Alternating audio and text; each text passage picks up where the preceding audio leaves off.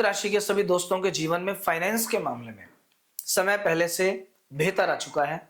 28 नवंबर को शनिदेव वक्री से मार्गी हो चुके हैं। मार्गी होते ही शनि की दृष्टि के जो कुप्रभाव थे वो कम हो जाएंगे। मींस नेगेटिव रिजल्ट्स कम हो जाएंगे, पॉजिटिव रिजल्ट्स बढ़ जाएंगे। शनि एक ऐसे प्लेनेट है कि जिनके पास 3 दृष्टियां हैं, 2 भाव के मालिक हैं और कहीं ना कहीं बैठे होते हैं। तो नॉर्मली 5 से 6 अलग अलग भावों को ये प्रभावित करते हैं, इनका इफेक्ट उन पे आता है। और शनि जैसे ग्रह का प्रभाव पड़ता ही पड़ता है, क्योंकि ये ग्रहों में सबसे क्रूरतम ग्रह माने गए हैं। सभी ग्रहों के अंदर न्यायाधिकारी का पद इनके पास है, जज है। हर एक कर्म का अच्छा बुरा फल ये देते हैं।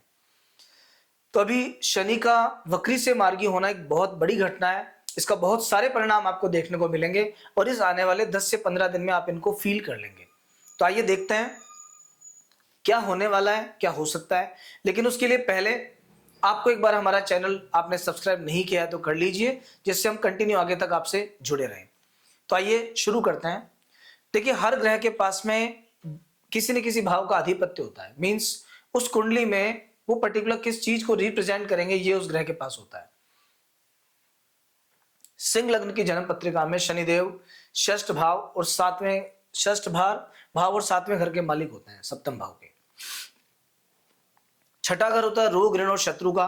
7वां घर होता है लाइफ पार्टनर का, बिजनेस पार्टनर का, ट्रेवल्स का, इन सभी चीजों का। अधिकांशतः देखा गया है सिंह लगन के लोगों का जो दाम्पत्य जीवन है वो कुछ कुछ गड़बड़ होता है। वो क्यों होता है गड़बड़? ये आप खुद हैं और ये जीवन साथी हैं, और इसी कारण क्या सूर्य शनि में टकराव बहुत ज्यादा होता है। लग्न के स्वामी है सूर्य, सप्तम के स्वामी है शनि। तो सिंह लगन के लोगों को सभी को विवाह वगैरह में बहुत सावधानी बरतनी चाहिए। इसी तरह से जब ये शनिदेव सप्तम भाव के स्वामी होकर अष्टम भाव में विराजमान है, तो हालांकि विवाह के दृष्टिकोण से तो बढ़िया है, और इनका जो इफेक्ट पड़ेगा इन 2 घरों पर बहुत ज्यादा पड़ेगा। क्या क्या पड़ेगा अब मैं बताता हूं आपको। सर्वप्रथम षष्ठ भाव के स्वामी होकर विपरीत राजयोग का निर्माण होता है सिंह राशि वालों के लिए। शनि के वक्री होने से शनि के शुभ फल थोड़े से कम हो गए थे, नेगेटिव फल थोड़े से बढ़ गए थे।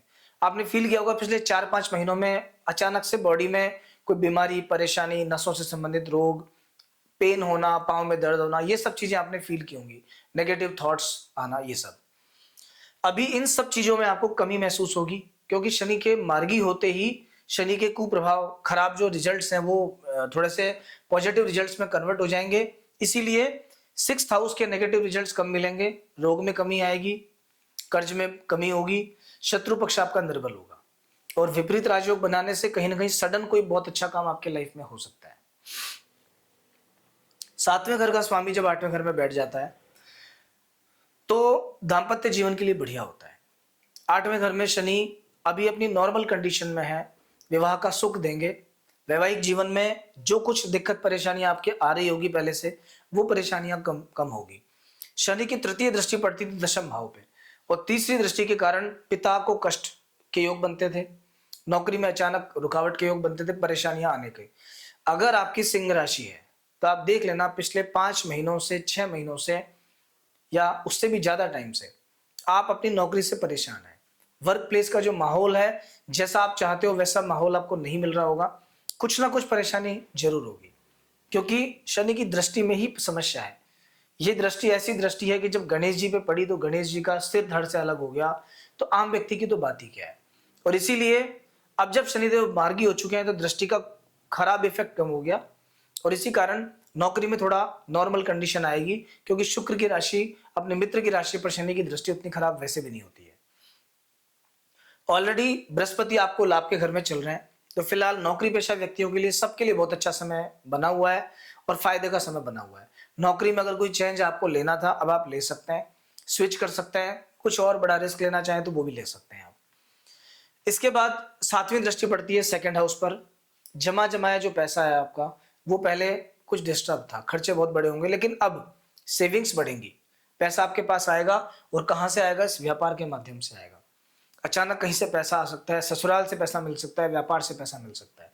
पर ओवरऑल आपके फाइनेंसेस में कुछ पॉजिटिव रिजल्ट्स आपको देखने को मिलेंगे पहले के कंपैरिजन में। एक और जो नेगेटिव इंपैक्ट आएगा वो कहां पे आएगा कि 5th हाउस पर शनि की दशम दृष्टि है, और इसके कारण पेट से जुड़ी परेशानियां आपको रहेंगी। खाना नहीं पचना, पेट भारी रहना, अपच की समस्या, नसों में दिक्कत, या फिर जो आते होती है अपने उनमें कोई प्रॉब्लम, इस टाइप की चीजें। अगर आप एक स्टूडेंट है तो पढ़ाई में डिस्टर्बेंस, मन नहीं लगना, ये सब चीजें। तो ये परेशानियां आपकी यथावत रहेंगी, बहुत ज्यादा कमी इनमें होने वाली नहीं है। ओवरऑल फाइनेंस के मामले में आपका समय पहले से बेटर आ चुका है।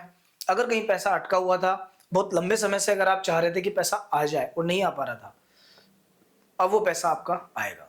दोस्तों, अगर शनि से आप कुछ परेशान हैं, या आपको ऐसा लगता है कि फिफ्थ हाउस पर क्योंकि नेगेटिव इफेक्ट आ रहा है, आपको लगता है कि संतान से विचार नहीं मिल रहे, या नुकसान हो रहा है, शेयर मार्केट में प्रॉब्लम आ रही है, पेट से जुड़े रोग हैं आपको, तो ये सिम्टम्स है कि शनि की दृष्टि का खूब खराब रिजल्ट आपको फेस करना पड़ रहा है। बहुत सिंपल उपाय है। प्रत्येक शनिवार के दिन संध्या के समय एक दीपक हनुमान जी के मंदिर में आप जलाना स्टार्ट कर दो। हो सके तो हनुमान जी को जो चोला चढ़ाया जाता है वो सामान आप मंदिर में रख के आ सकते हैं, या फिर हर शनिवार किसी गरीब व्यक्ति को भोजन करवाना स्टार्ट कर दीजिए। बस ये उपाय करने के बाद में आपको विशेष अच्छे फल मिलेंगे। शनिदेव को अपराजिता के पुष्प अर्पित करना भी बहुत अच्छा एक उपाय है, इससे भी बहुत अच्छे फल मिलते हैं। तो दोस्तों, अगर आप हमारे मासिक राशिफल, साप्ताहिक राशिफल या वार्षिक राशिफल ये सब देखना चाहते हैं, हमसे जुड़ना चाहते हैं, तो चैनल को सब्सक्राइब कर लीजिए। नेक्स्ट वीक फिर मिलेंगे हम आपसे एक नए राशिफल के साथ। तब तक